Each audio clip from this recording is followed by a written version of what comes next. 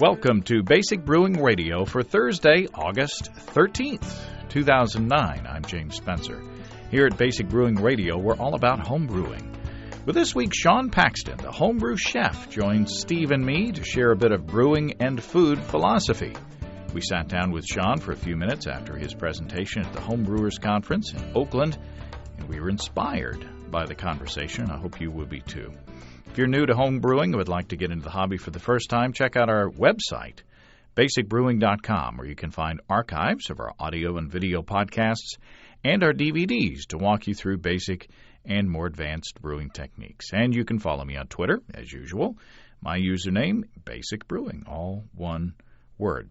Also, you can find me on Facebook at facebook.com/basicbrewing.james. We also have a Basic Brewing Radio and Basic Brewing Video page on Facebook. And if you become a fan of the show there, I'll be letting you know when shows are posted and such. Thanks again to everybody clicking on the Amazon.com associate link on our basicbrewing.com site. Whenever you think of Amazon, think of us and click on our associate link first. It won't cost you any extra, and you'll be helping us to bring you the show, and we appreciate your support greatly, always. Oh, we also have associate links for Brew Your Own Magazine and the American Homebrewers Association on our site, too. Let's get a couple of quick questions from the mailbag before we get to our conversation with Sean. Darren from Kearney, Nebraska writes, enjoyed your Brewing Myth episode on the subject of leaving the primary fermentation sit on the yeast for 4 weeks. I just tried that with an extract amber ale recipe that I fermented with Irish ale yeast. It's now in the secondary in my brew fridge. Darren asks, my two questions are this. Does leaving it in the primary for extra time shorten the amount of time you need to leave it in the secondary before bottling? My beer already looks very clear after moving to the secondary. Secondly, Darren says, since all yeast activity has presumably stopped after 4 weeks in the primary, do you have to do anything different to get adequate bottle conditioning? I don't want my carbonation or head to suffer. Well, thanks, Darren. I'm glad you enjoyed the experiment. We certainly did. First of all, to answer your questions, you don't absolutely have to move your beer to secondary at all. After 4 weeks in the primary, if the beer looks good, then go ahead and package it. Bottle or keg it. Nowadays, as I've said before on the show, my general practice is to keep the beer 2 weeks in the primary fermenter, and if the beer's finished fermenting and it looks good, I bottle. The only exceptions have been where I wanted to add some hops or flavoring in the secondary, or just to see if racking would clear up a beer that didn't seem to want to flocculate promptly. But after 4 weeks in the primary, unless it's a high-gravity beer, you should be just fine for bottle conditioning without taking any extra steps, unless you just want to add some fresh yeast to be absolutely sure. And the yeast that's in suspension should kick back up when it gets a taste of that priming sugar. It should condition the bottle, well. So if it's 4 weeks on the primary, looks good, just bottle it. Ken from Iowa City, Iowa writes, just this past Saturday, I built a Son of Fermentation cooler to get some temperature control. That's a thing that uses ice and air to control the temperature and fermentation. Ken says, then on Sunday, I brewed an American ale, or American red / amber ale to test it out, and it works great, a constant 65 degrees with little effort. My question is this. I've not had temperature control before, and my basement is usually anywhere between 64 to 74 degrees Fahrenheit. When I rack the ale to the secondary, should I keep it in the 65-degree temperature range or put it elsewhere in the basement at 64 to 74 degrees so I can make another brew to put in the temperature control? Well, Ken, again, if the beer's done in the primary, don't rack to secondary. It's not absolutely necessary. However, if you want to keep it in the secondary, if you want to rack it into the secondary, I would think that temperature control in the secondary is a bit less important than the primary, since most of the work of the yeast is done, and it sounds like you've got a basement that's not too awfully warm. So if you are racking to the secondary, go ahead and use your temperature control setup for the next beer's primary fermentation. But again, unless you have a compelling reason, there's not a need for a secondary fermenter. Pat from Louisville, Texas, writes on a different topic. Just thought I'd drop you a note. I'm getting caught up on the podcasts and just finished the one about making a stir plate at home. I started doing some digging for Erlenmeyer flasks for my yeast starters and found out that in Texas, it's illegal to buy Erlenmeyer flasks and some other lab glassware without a permit. Pat asks, will the madness ever end? The answer, no. You might make something else with those Erlenmeyer flasks. Oy. Let's move on to more happy thoughts. You might have heard the Homebrew Chef, Sean Paxton, on the Brewing Network. I've been following Sean on Twitter for a while, and a couple weeks before the conference in Oakland, Sean sent me a tweet suggesting that we get together. And I thought it was a great idea. Steve and I sat down with Sean after his presentation called Beer Alchemy. No connection with the brewing software, by the way. If you have friends who think beer is that nearly flavorless yellow fizzy stuff that only goes with chips and football, they need to listen to this conversation. Sean shares some practical tips like using elixirs to add some complexity to your beers.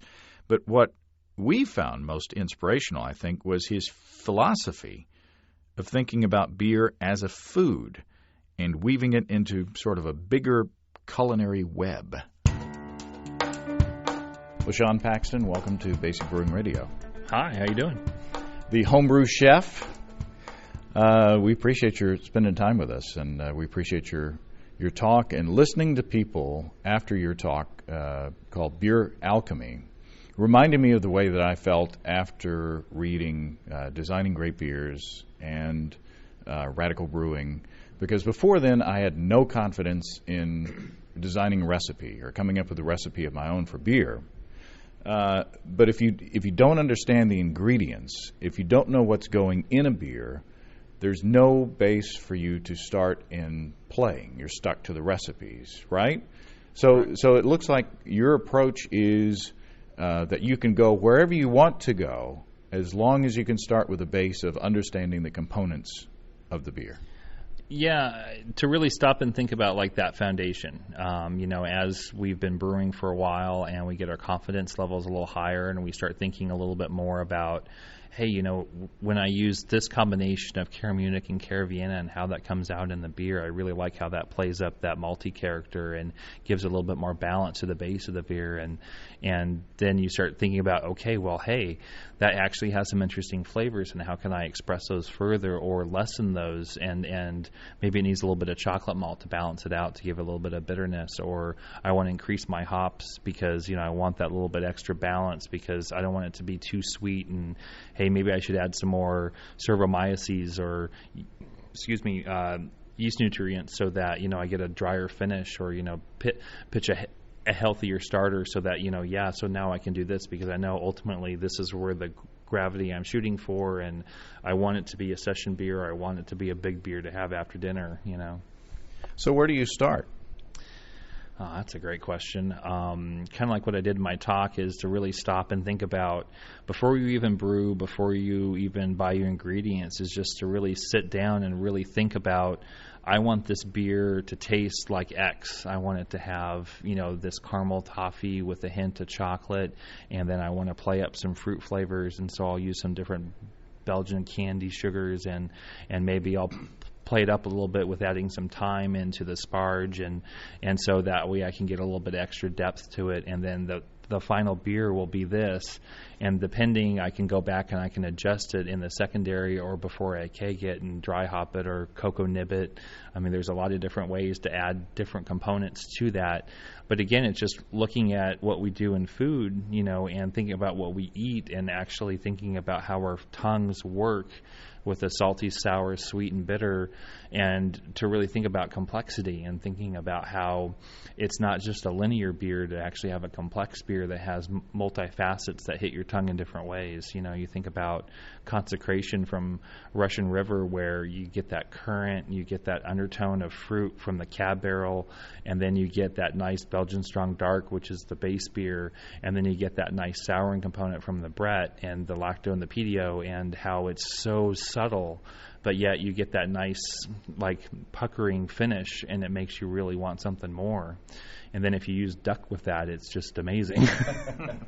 So if you were to cook with it, So it's not, and in addition to familiarizing yourself with each traditional ingredient, right.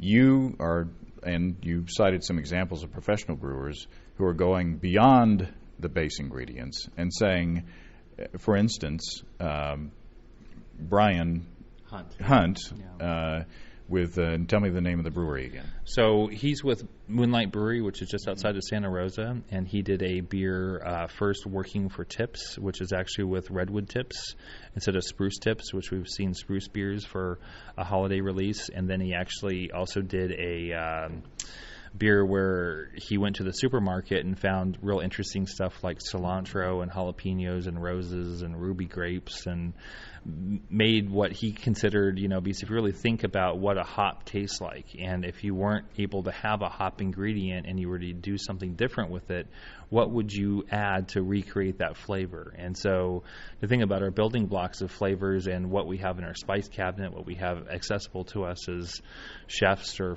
foodies or anything else, and say, wow, this would be really interesting. And he was actually able, even with a little bit of jalapenos, to actually create the mouthfeel and that little tiny bit of bitterness burn. That actually, it was so subtle, but yet how it worked was phenomenal. And again, the component not exactly making itself known on the front stage, but Right. being in the background kind of as a harmony note. Exactly, and that's actually what was kind of neat about it too, is because to really rethink what a hop tastes like, or that whole concept and all the way through, and obviously it was a real thought process for him to do that, but yet he's a crazy guy and I love what he does, and to me that's really inspiring to see commercial brewers do these kind of things, and then I scratch my head as a home brewer and say, wait a minute, we can do this, and if anything we can really even go out there on a whim and do something really radical, and if it doesn't work out we can brew another beer and blend it back in to balance it out, or we can say, okay, let's do this and do that with it, and we can still salvage it, and not and if we do have to throw it away, it's only 5 gallons or a 6-pack depending on what we did. So yeah, and you were talking about if you're cooking in the kitchen and you do something bizarre, you don't throw it away, you fix it. You can do that with beer. Well, in the kitchen, if you make a mistake and you're, $200, $300, $400 worth of product, you don't always want to throw it away, and so you have to rethink, like, well, I could do this with it instead, or maybe I'll just call it that instead and make it work that way. But it's also really stopping for a minute and saying, take a deep breath, relax, have a home brew, and then, okay, I think we can make this work. And, to get 100% perfection on your first try, come on. Whoever does that? Commercial brewers don't do that. They brew these beers time and time again, and GABF comes around and they're still tweaking them, and it's great because that's how we keep learning. We don't just sit back and I brewed that beer 200 times and I'm happy with it. And some people are, and other people are like, wow, well, there's this new hop and I can't get that hop anymore, or I need to switch it out a little bit, or maybe update this flavor profile because our quenched thirst for hoppier beers. Think about 5 years ago. The idea of just the amount of hops in these beers today. Who would have thought that 5 years ago? And it was actually fun. I was in Belgium one time, and I actually brought some Pliny the Elder that was very fresh over, and watching people who've never had a beer over 65 IBUs just like roll their eyes back like, I get it now. So talk about some kind of concrete examples of fixes that you've done or that are theoretically possible. For instance, we're talking about a Belgian wit. Sure. If it's not orangey enough for you. Well, there's a lot of different things you can do, like with the wit per se, is adding Cointreau or Grand Marnier. It will change your conditioning because there is some sugar in there, and you can easily figure out the math with some great books that are out there that talk about that. But then you can also start thinking too about, like, maybe I wanted more coriander or more rye notes to it. I just did a beer dinner where I wanted to recreate what a Reuben is, and so the beer that they had was their Proving Ground IPA, which has a certain percentage of rye malt in it, and it has a little bit of that rye character. And there's actually a vodka that's made with caraway seeds and dill called Aquavit. And so I took some of that with some more toasted caraway seeds and actually infused the Aquavit even further. And we put about 2 ounces to a pitcher of that beer, and it gave it that real intense rye bread flavor. And then I took veal cheeks and did a stout pastrami brine on them with a Swiss cheese foam and kind of a coleslaw that was made with cabbage that I had pickled mustard seeds, and then I did a duck sauce that had actually duck tongues and some roasted tomatoes, and all together it actually really tasted like a Reuben. And if it wasn't for that beer with that addition, it would have completely changed that whole dish. But again, it's just a way to really rethink, hey, whoa, this might be kind of fun, Talk a bit about, and I want to get you in the conversation, Steve, but I want to kind of lay some base material before you guys kind of riff, to use a jazz, tortured jazz analysis. But talk about the elixirs that you did with the port. So one of the things that I've always liked is a good port. I've always enjoyed it as an after-dinner drink. It's a little syrupy. It's a little sweet. It's a great thing that goes great with chocolate. It's a little stronger in its flavors to balance out the richness of a full meal, depending if it's prime rib or duck or steak, whatever. So then you have something that's stronger, that's richer, that's full-bodied. But to add something like that to beer without being overpowering. And so, I find that, I love Belgian-style beers, and, Belgian strong darks and quads and triples I've always really enjoyed. And so by using port as a medium, especially something that's, around 16 to 20%, and you think about the way port's made is it's wine that they actually stop the fermentation by adding brandy to it. So now you have something that has some girth to it, some alcohol, and then to use that as a base and build flavors into it. And so, when you think about port, how it has the cherry, the plum, the hint of raisin, the little bit more rich, almost like an apricot-y kind of tartness in there, and just that sweetness, honey, vanilla.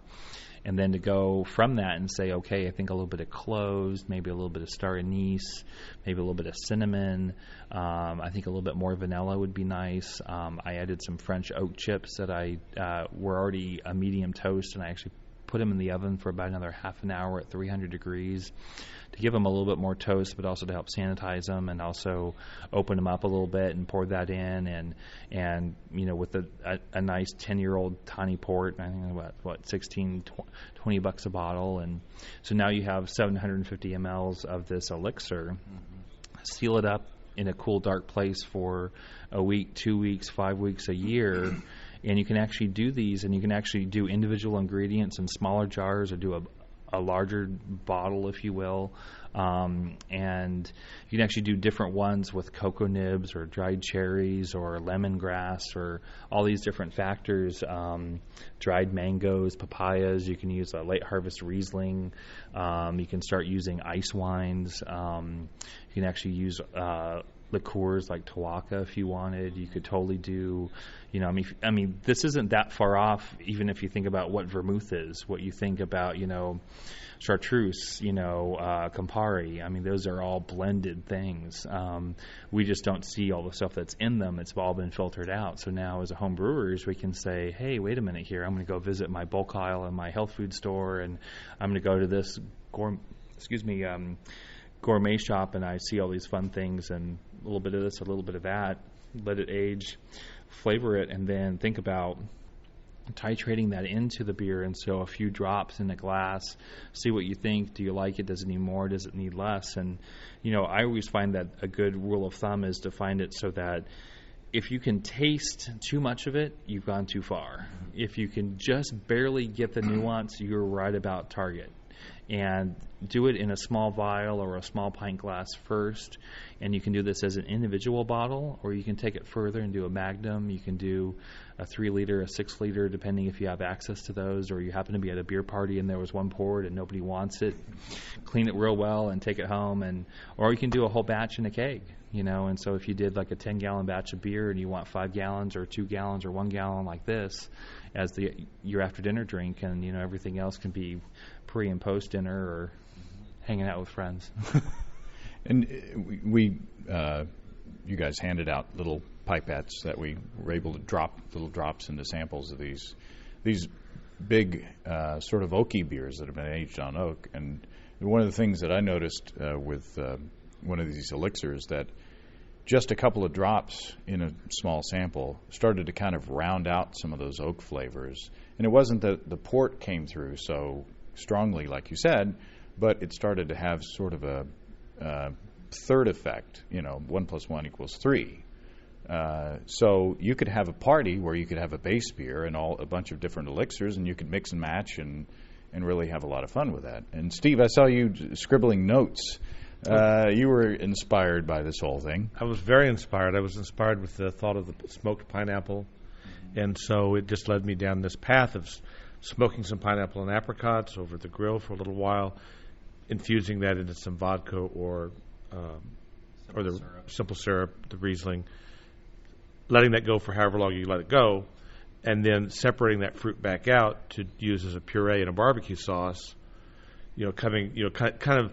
I like to take foods or dinners and really integrate and think of them in a whole way, all the way through with the flavors, and so have it thematic, not in a real formal way, but just the idea that I'm going to carry this flavor profile all the way through it in some way or another. And so that's what you were inspiring me to do. So I was thinking, why not take some of this, take the smoked pineapple, do the tincture, add that into the beer that you make, then take that fruit and pull it back, puree it, but then add another component, say a Serrano chili component to that, and then come in and do your kind of sweet and sour barbecue sauce with your pulled pork, and you've kind of brought that full circle. And I like that approach. And then the other thing I'd like to ask you about is I'm very interested in cultural. I think that food and wine and beer are heavily dependent upon the culture that you come from and the culture that you're in. And so when you approach this kind of blending and this kind of thought, both with food and with the beer, the idea of saying, well, what is Santa Fe cuisine about, or what is coastal California cuisine about, or what's Memphis cuisine about, and really thinking about those ingredients and that culture, even before you think about the food itself, you think about the culture. And I'd just like to get your thoughts about that. Wow. That's a lot of thoughts. How much time do you got, Steve? Yeah. Let me really sit back here. You bring up some great points, and I think those are really valid in so many different ways to not only just think about the cultural significance of why some of these items are used, whether it's Jewish cuisine and Passover and the idea of a kosher kitchen, to the idea of Southwestern food where, the epazote, and how that infuses into the beans, and how it's hard to find that in most American stores. And if you go to a Hispanic or Latin style market and you're able to find some really unusual ingredients and get inspired by not only what those ingredients are, but why they use them, and from the health practices all the way through, Indian cuisine has always incredibly fascinated me, because it's the only cuisine that I know of that really uses pharmaceuticals as a base and not necessarily the flavor. The flavor is a secondary product of using the cumin and the coriander, and the fennel seed helps to actually aid digestion. When you think about having the dals, you have these beans and these split peas with rice, and you have a great protein, but then it's rich and it's heavy, and how that affects your body, and then adding some toasted fennel seeds to it, or at the end of the meal they'll serve you candied fennel seeds, and that actually aids your digestion.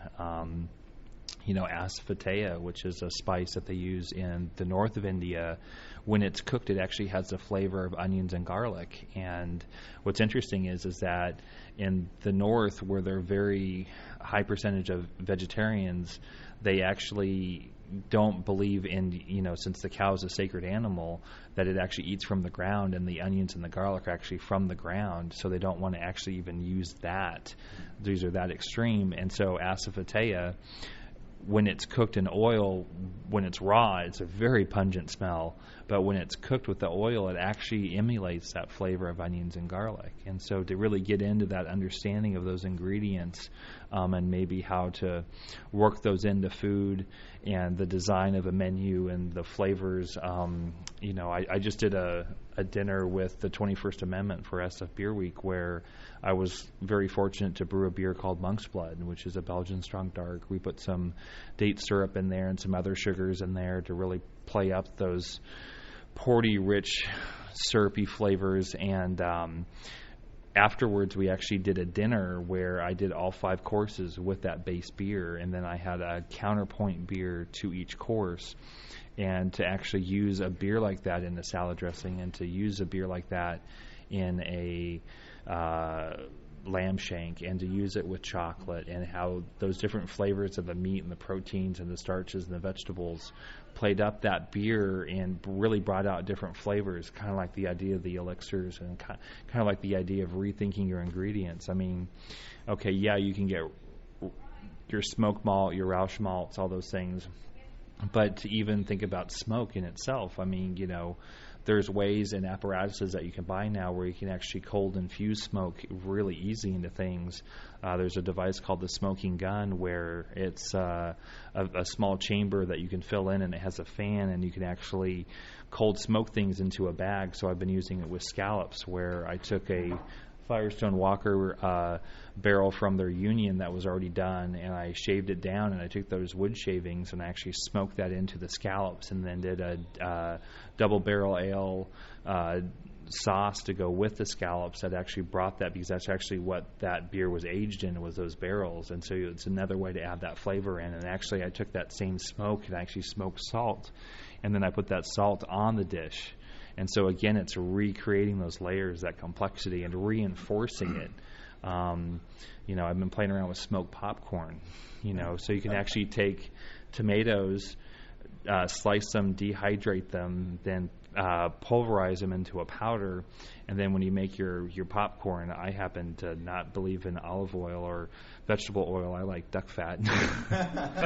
And you cook your popcorn, and then right when it comes out, you season it with salt and pepper, and then you put a little bit of tomato powder on it, and then once it's cool, so you don't have to worry about it going stale, is put it into a bag, and then fill that bag with, let's say, cherry wood smoke or applewood smoke or cloves, or you can actually smoke tea into it and infuse that flavor right into it.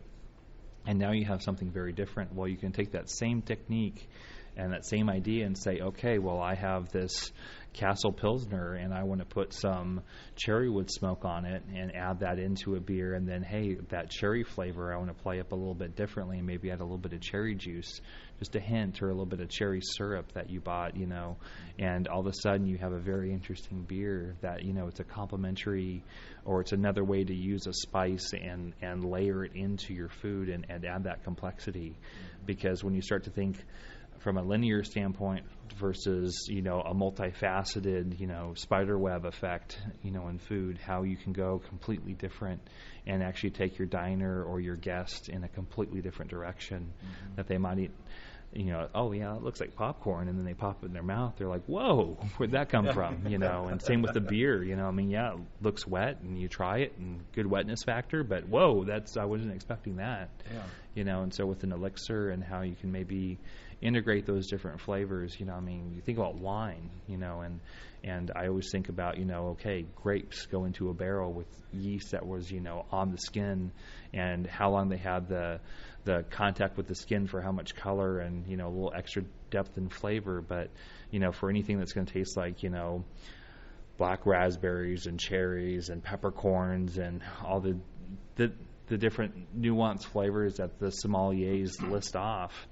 Well, why can't we do that with beer? Why can't we redesign things? And like what we were saying before about understanding our ingredients, one of the beers that I did is I used basically a pale ale recipe, and I used all Amarillo hops, and I put them all in at the very end, like the last 15 minutes of boil. So for a 5-gallon batch, I used a pound of Amarillo hops, which pretty heavy, but if you look at your calculations and you're actually able to look at your IBUs, and it's actually right in line with the pale ale, but you get all that flavor and that aroma because all those volatile oils aren't boiled off. And instead of using a traditional yeast, I use the anomalous strain of Brettanomyces, which is a huge pineapple flavor. And I was actually able to create, because I think Amarillo hops have a heavy apricot peachy flavor, and together I created a beer that tastes like apricots and pineapple without either one being in the beer. True.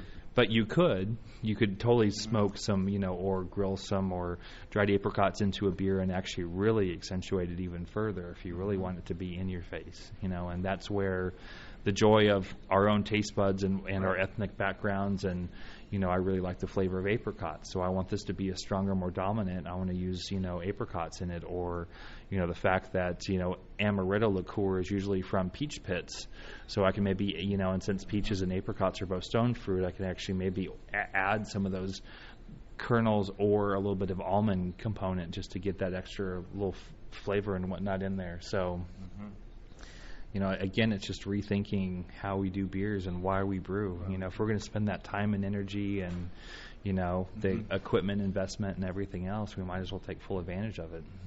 I was also thinking about,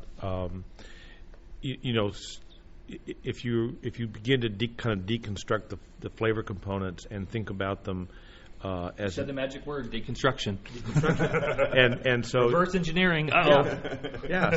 So you're thinking about a dinner party or an event that's going to happen in some months from now, and you begin to think about the menu. You could actually brew a beer specifically to that menu, rather than, the way that I've always approached it, I think it's the way most of us would do, is that, I have this beer, now let me think of something that will go with it, that will pair with it. And, of course, that's kind of a normal thing. But why not think about, I have this menu, and I'm actually going to brew a beer that's designed specifically for this menu, and to think about the different flavors that you're going to end up with. Like you say, think about where you want to be at, not where you're at now. And then I was also thinking about one of the problems with cooking with beer, of course, is that as it gets thicker and the flavors get heavier, so does the bitterness. So, working on the premise that you don't have to have hops, correct, you might brew a beer specifically to cook with for a specific menu. Cooking wines. They make cooking wines. Why aren't there cooking beers? That's right. Why not add garlic to your boil and have a beer that that's like a IPA base, but without all the IPA, and then having so you got a richer, maltier backbone, and add some roasted garlic or smoked garlic to it, and it'll ferment out, and then you have the alcohol to help preserve it, and then boom, you have an interesting cooking beer to get a very different flavor. Think about all the fermented foods we eat. We so easily forget, bread, it's fermented. Cheese, guess what? Fermented. Kimchi, fermented. Sauerkraut, same thing. So, you start thinking about all these different things, and, we forget about how, wait a minute, there is a lot more stuff. Chocolate. Those cocoa beans are fermented before they become chocolate. And if it didn't happen like that, we wouldn't get all the flavor and the complexity. So. And is malt vinegar not a cousin of beer? It totally is. You just add a mother to it, and boom, you make malt vinegar. And if a beer doesn't turn out right, you can easily make your own vinegar. That's what winemakers were doing for years. It didn't turn out right, or it sat around too long and it went south. Well, guess what? They just kept it around longer, and boom, you had an interesting thing. And not saying that, if we make a beer and it's bad and we let it sit for a long time, it's going to get any better. But you could try to add some other to it and see what happens. And if it doesn't work out, you should throw it out, because if it doesn't taste good, it doesn't taste good. And don't subject your friends to that. Right. No, really, I know it's 2 years old, but now it's getting really good. Good. I know we tried this a year ago, and you haven't been to my house since. Why'd that? Yeah, just because there are descriptors like barnyard and stuff doesn't mean that it tastes too much like barnyard that it's a good thing. It's like the first time I had my first Cantillon, I'm like, God, wet rat, and man, they weren't kidding. But then again, I now appreciate that flavor, and that's the other thing I think that plays into this whole idea is that, as our palates evolve and change and become more sophisticated and, we take the time to train our minds and, to get PhDs and MDs and all these other things, it's the same thing with our palate, and our taste changed, our taste evolved. We start to understand why sour tastes better.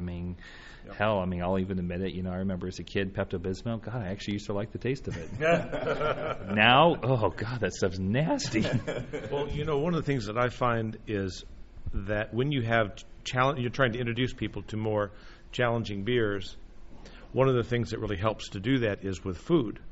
So we've had folks over at dinner parties and tastings and introduced them to Belgian Flanders, red Flanders, things like that, and said. And if you were just to give them a glass of that, they'd go, whoa, that is nasty. You give it to them with the right food, and you've made a convert. Well, and that is a real interesting perspective is that, our responsibility, and I don't look at it just as a trained professional, but as somebody who, I have guests over for dinner or I do a beer dinner for 800 like what I'll be doing for the grand banquet. I want people to walk in and walk out with a certain perspective and whether they're timid or they're not, and understanding their dietary needs and whatnot, but then to be able to pull it out and say, wow, because, this beer has these elements that I would like to, accentuate or contrast, because that's really what it boils down to, pun intended, is that, you can complement a flavor or you can contrast a flavor. And, sour and sweet and salty and bitter is what our tongue tastes and understands. And most of what we smell and the other aromas are more from our olfactory. And so how do we get into not only tasting a beer, like I wrote an article once about just really stop, taste it, now taste it again.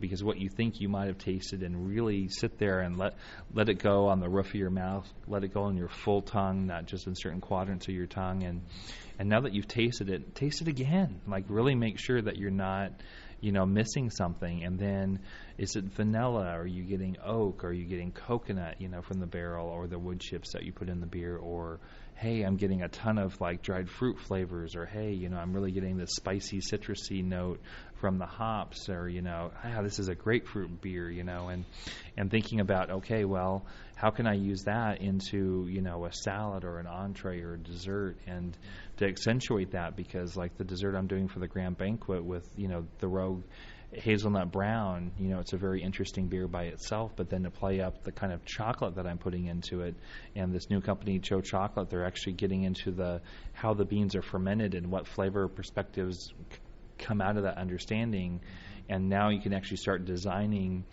your dessert around that beer, that chocolate, how they're going to interact together.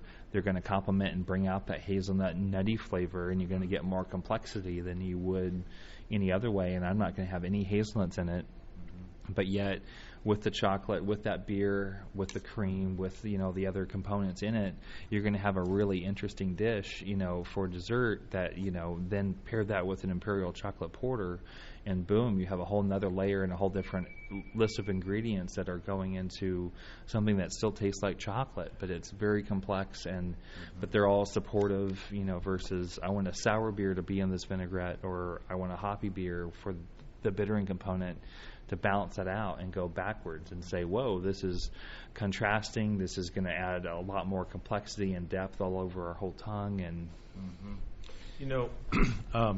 I am a jazz musician, and I will have people ask me, students and listeners, say, I'm really interested in jazz, particularly young players, and they'll, and how do I learn more about it? And the first thing I say is, well, listen. You cannot understand this music unless you actively listen to it. And I think, so my analogy now back to food and to beer is that you have to taste. And you have to taste, like you were talking about your spice drawer in today's presentation, and you sat down and you tasted every spice. You have to understand the language of food and the language of beer and the language of taste, just like you have to understand the language of music. It's very much the same thing. It's very analogous, and so it's so elementary, but yet it's building that foundation, kind of in a roundabout way. What the original question was is that if you don't understand your base ingredients and the basic techniques, and you don't have that done, stop and go backwards. I mean, there's something to be said about perfecting your chicken stock. There's something to be said about going back and understanding, because that's a foundational flavor, you know.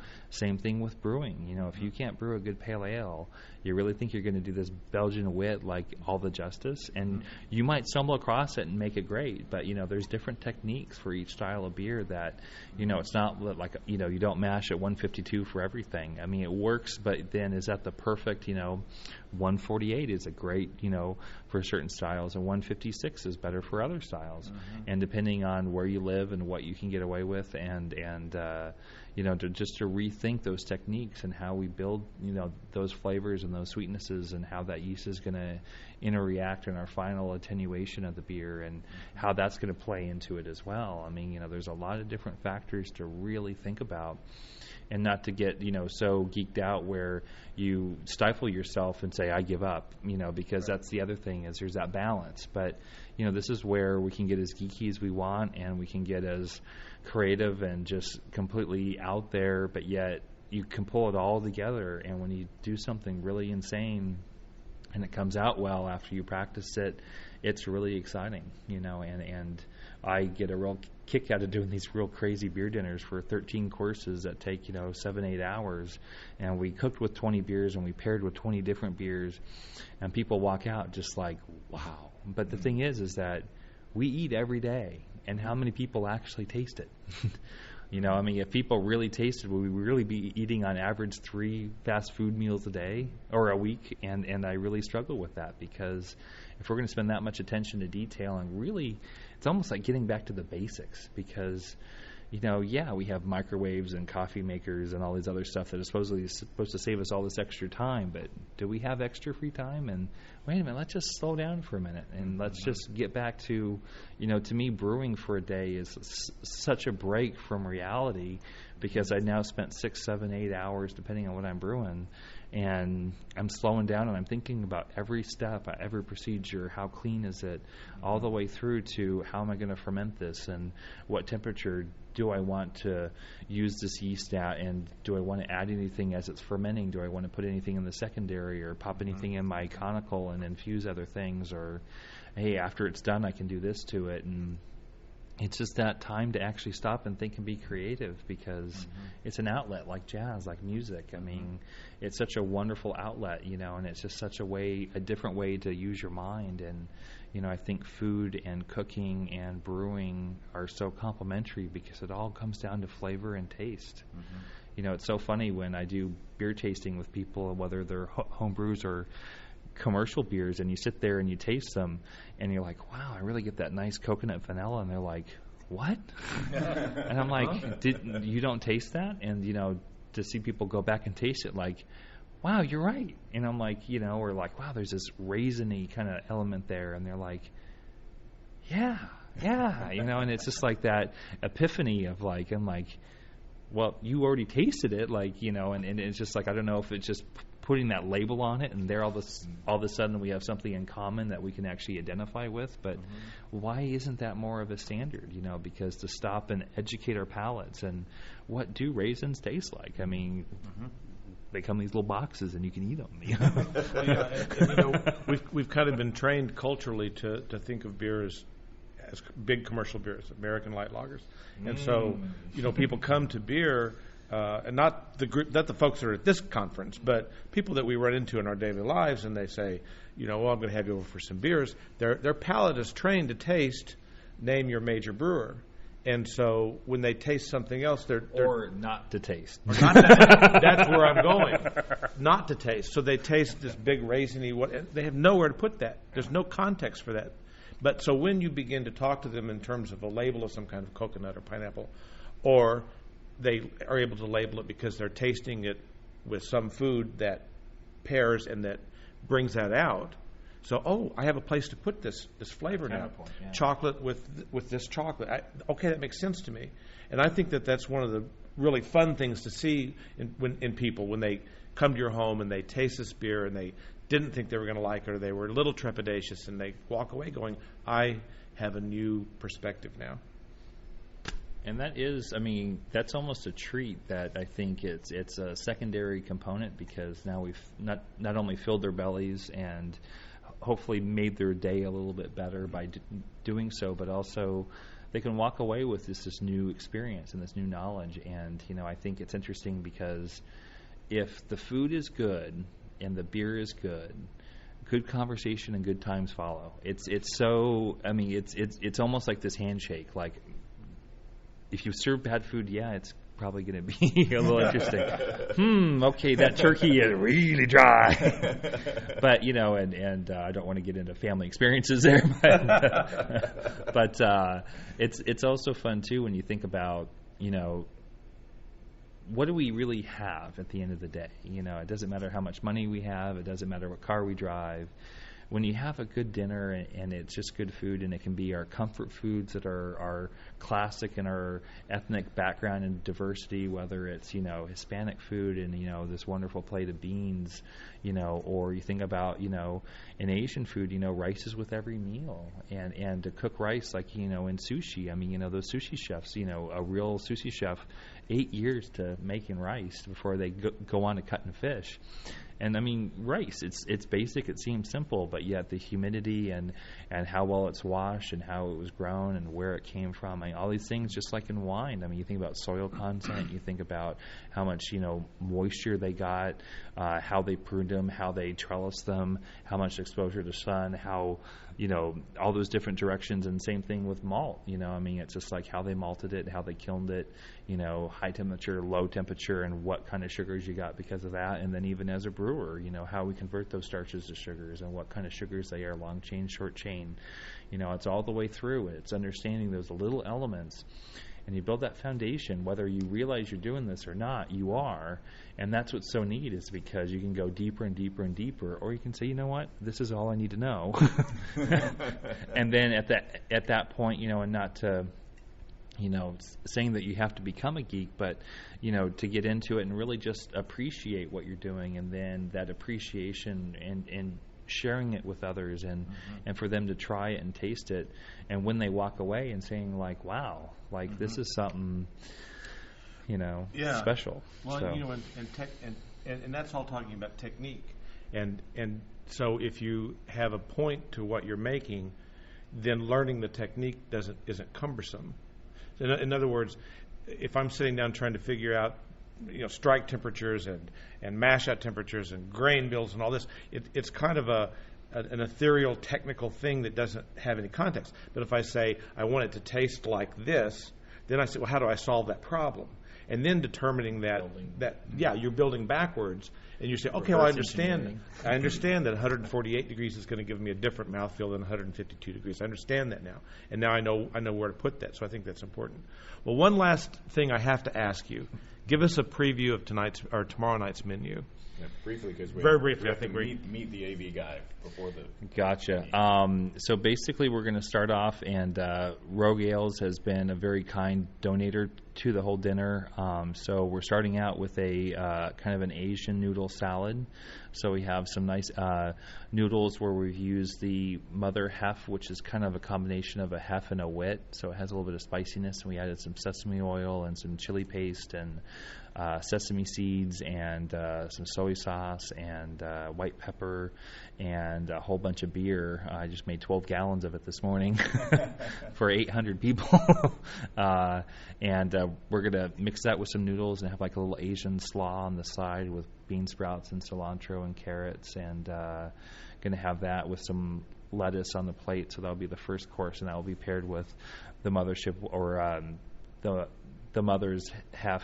And then our second course, which is our main entree, we have some real nice pork loin that we've actually brined in a beer called Charlie, which is actually John Mayer's first beer that he brewed was out of Papazian's book, and it still is in his book. And it's a real malty, rich hints of coffee, a pretty strong hop backbone to it. And I made that into a nice brine to add extra moisture and texture and flavor into the pork, and added some oranges, some rosemary to get that piney hop balance that was in those particular hops, and a little bit of citrus just to balance it out. And so that will be roasted, and then we're serving that with some caramelized onion mashed potatoes that will have a little bit of thyme in them.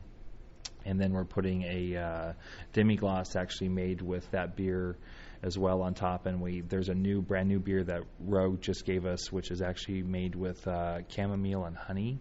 And we're putting that with dried apricots and some shallots and a little bit of thyme to make a chutney and a little seasonal vegetables. And then we have a vegetarian option as well. And then for dessert, we're having the hazelnut brown ale infused into a chocolate mousse with Cho chocolate and two different varieties of chocolate to really express that nutty, roasty flavor as well as the chocolate flavor. And then that will actually have 4 different chocolates that they make, so you can actually taste that with an imperial chocolate porter that will be served as well. So should be a quite nice meal for 800 people. Just in a day's work. Yeah, a couple days. Well, Sean, I can't thank you enough. We could go on all day, I think, and enjoy the conversation. But we have the rest of our conference to go to. That's right. We have other things. We have this thing called a keynote here in a couple minutes. So thank you very, very much. Oh, you're welcome. It's a great honor to be on your show. Thanks a lot. Cheers. Cheers. Thanks, Sean. Well, thanks again to Sean Paxton for the time and inspiration. Steve and I could have talked for hours with Sean, I think, but we had to rush off and get ready to record Ken Grossman's keynote, as you might have heard in the interview. And that's the thing about these conferences. So much to learn, so many people to talk to, and so little time, relatively. You can find out more about what Sean's doing at homebrewchef.com. Check it out. Remember, we've got brewers' logbooks. We may not have... We've got a few, and our new basic winemaking Introduction to Wine Kits DVD out there in our online store. If you have brewing questions, show suggestions, or just want to say howdy, write to james@basicbrewing.com or just fill out the contact form on basicbrewing.com. And please don't forget to tell us where you're from. And make sure your address is spelled right on the form so I can get back to you. Check out our other DVDs, Low Tech Lagering and Decoction Mashing, and also Introduction to Extract Homebrewing and Stepping into All Grain. We got you covered. We got the combo deals to save you a few bucks. And also you can see a listing of the fine folks across the country who sell our DVDs on basicbrewing.com. And if there isn't a vendor in your area, you can order it online in our online shop at basicbrewingshop.com. And if you own a homebrew shop and you want to stock our DVDs, let me know. We will fix you up. Remember, we've also got shirts.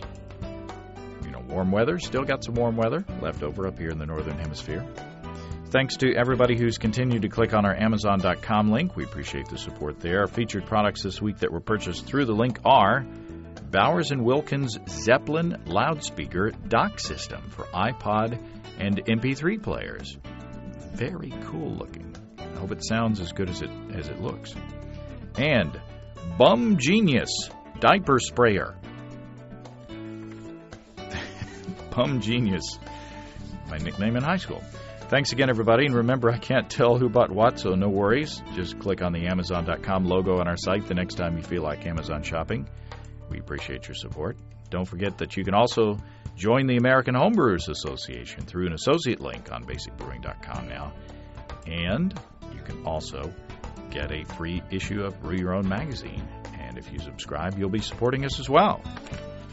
That's all. Until next week. Until then, thanks for listening. I'm James Spencer. Production help for Basic Brewing Radio and our website is provided by Kelly Dotson, our buddy down in Austin. Basic Brewing Radio is a production of Active Voicing. We'll talk to you next time, everybody. So long.